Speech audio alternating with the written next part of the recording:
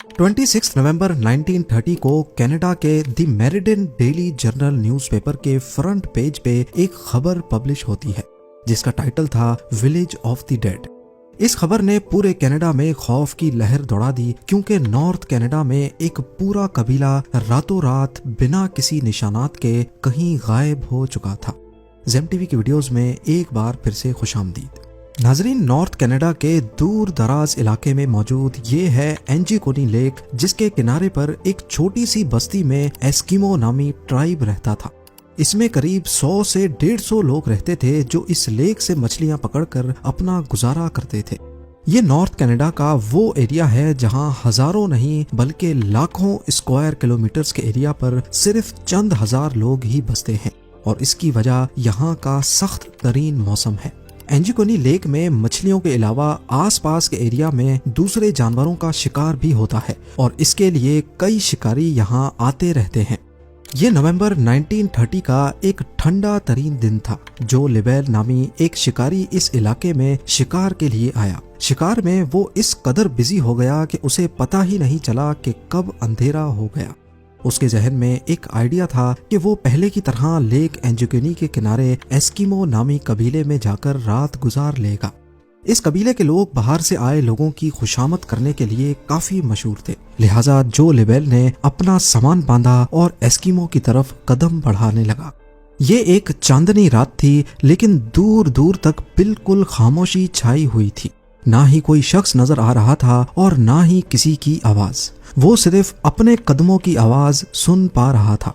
हालांकि जो पहले भी ऐसा कर चुका था, लेकिन आज कुछ न कुछ एबनॉर्मल जरूर था। वैसे नॉर्मली वो जब भी उस बस्ती के करीब पहुंचता तो कुत्तों के भौंकने की आवाजें आने लगती थी, जो कि बस्ती वालों ने ही पाल रखे थे। लेकिन आज के दिन बस्ती के करीब पहुंचने पर भी सिर्फ वीरानी और सन्नाटा था।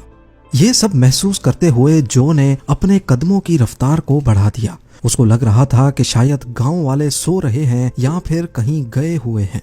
अब दूर से ही वो बस्ती के खैमे भी देख पा रहा था, जिनमें से धुआं उठता हुआ भी दिखाई दे रहा था। लेकिन करीब पहुंचने पर भी उसको किसी की आवाज सुनाई नहीं दी। फाइनली जब जो लिबेल बस्ती में दाखिल हुआ तो वो ये देखकर हैरत ज़दा रह गया कि यहाँ पर ना कोई इंसान है और ना ही कोई जानवर। पर जो के लिए हैरानी की बात ये थी कि कुछ घरों के ऊपर से धुएं उठते हुए दिखाई दे रहे थे कि जैसे इनके अंदर कोई मौजूद हो। वो रैंडमली एक खैमे में गया, लेकिन वहां भी कोई मौजूद नहीं था और ऐसा ही हाल सारे खैमों का था। शायद जो ये सारा मंजर देखा अनदेखा करके वहां से चला जाता, लेकिन एक चीज ऐसी थी जिसने जो को और ज्यादा परेशानी में डाल दिया। कुछ घरों में खाना पकाने वाले बर्तन चूल्हे के ऊपर मौजूद थे, लेकिन उनमें खाना जल चुका था। यानी किसी ने रात के लिए खाना बनाने के लिए रखा तो था, मगर वो खा ना सके। यहाँ तक के बस्ती की औरतें जो कपड़े सिलाई करती थीं, वो कपड़े भी वहाँ मौजूद थे और सुई में धागा भी डला हुआ था। ऐसा मालूम हो रहा था कि शायद बस्ती के लोग अचानक ही यहाँ से गए हैं, पर आखिर गए कहाँ? जो लिबेल ने पूरी बस्ती की तलाशी लेना शुरू कर दी। उसने देखा कि जो कुत्ते कबीले वालों ने पाल रखे थे, उनके गले में रस्सी बंधी पड़ी थी, लेकिन कुत्ते भूख से मर चुके थे। हालांकि कुत्तों के सामने खाना भी मौजूद था, पर उनको खाना देने वाला कोई इंसान वहां मौजूद नहीं था। एक जगह पर उसको एक कब्र खुदी हुई दिखाई दी। इस कब्र को देखकर ऐसा मालूम हो रहा था कि इसको खोदे हुए ज्यादा टाइम नहीं हुआ होगा। ये सब देखते हुए जो लिबेल की परेशानी और खौफ में बेहद इजाफा हो चुका था। वो रात के वक्त अकेला ये सारा मंजर देखकर काफी घबरा चुका था। यहाँ के लोग जब कहीं भी जाते हैं तो अपने साथ अपने कुत्ते जरूर रखते हैं, लेकिन ये सब देखकर ऐसा मालूम हो रहा था कि शायद यहाँ कुछ अजीब हुआ है। कोई ऐसी अनहोनी हुई है जिसने लोगों को अचानक से कहीं जाने पर मजबूर कर दिया है। इतना मजबूर कि वो अपने कुत्ते भी छोड़ गए, कपड़े, खाना और जलती हुई आग को भी बुझा ना सके। जो ये सब कुछ देखकर ज्यादा देर बर्दाश्त ना कर सका और जल्द अज जल्द करीबी टेलीग्राफ ऑफिस पहुंच गया। वहां से उसने रॉयल कैनेडियन माउंटेड पुलिस के कैंप्स पर राब्ता किया और उनको आंखों देखा हाल बयान कर दिया। पुलिस जब गांव में पहुंची तो जो लिबेल ने जो कुछ बताया था वो सच साबित हुआ। पुलिस को शक हुआ कि शायद यहाँ किसी ने हमला किया है और बस्ती के सारे लोगों को मार दिया है। لیکن اگر ایسا ہوتا تو بستی میں کہیں تو خون کے نشانات ملتے، خون نہ ملتا تو مار دھاڑ کی وجہ سے کچھ سامان ہی بکھرا ہوتا۔ پولیس نے فوراً گاؤں والوں کو ڈھونڈنے کے لیے ایک سرچ آپریشن کا آغاز کر دیا۔ اس سرچ آپریشن میں ایک بہت ہی انوکھی چیز دیکھنے کو ملی جو شاید جو نے بھی نوٹس نہیں کی تھی۔ ساری بستی برف سے ڈھکی ہوئی تھی، لیکن اس برف پر کسی کے بھی پاؤں کے نشانات نہیں تھے۔ وہاں صرف ایک ہی شخص کے پاؤں کے نشانات تھے اور وہ جو لیبل کے اپنے تھے۔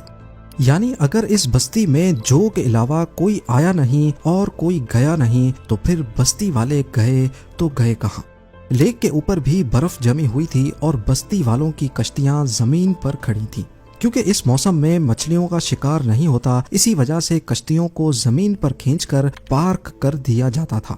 اگر تو بستی والے لیک میں تیر کر کہیں جاتے یا ان کو کسی نے مار کر لیک میں پھینک دیا ہوتا تو لیک کے اوپر برف کی لیئر کہیں نہ کہیں سے ضرور ٹوٹی یا بکھری ہوئی ہوتی۔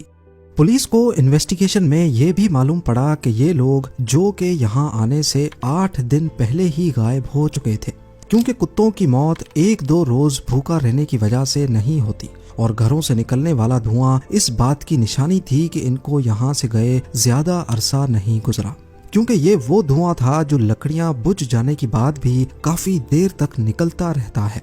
پولیس والوں کے سامنے ڈھیر سارے سوالات تھے لیکن جواب ایک بھی نہیں۔ کئی مہینوں کے سرچ آپریشن کے بعد پولیس نے آخر کار اس کیس کو ان سالوڈ کا ٹھپا لگا کر ہمیشہ کے لیے بند کر دیا، اور وقت کے ساتھ ساتھ لوگ بھی اس کو بھول گئے۔ اس واقعے کے 50 سالوں کے بعد 1984 میں راجر بور اور نجل بلنڈل نامی رائٹرز نے ایک آرٹیکل لکھا اور اس پورے معاملے کو ایلینز سے جوڑنے کی کوشش کی۔ انہوں نے اپنے آرٹیکل میں بتایا کہ جب وہ لوگ اس ایریا کو ایکسپلور کرنے انجوکنی لیک کے پاس گئے تو انہیں وہاں ایک شکاری اور اس کے 2 بیٹے ملے۔ انہوں نے بتایا کہ اکثر انہوں نے جھیل کے اوپر اڑتے ہوئے کچھ آبجیکٹس دیکھے ہیں جن کی شیپ مختلف ہوتی ہے، اور وہ اسی بستی کی طرف اڑ رہے تھے جہاں ایسکیمو ٹرائب رہتا تھا۔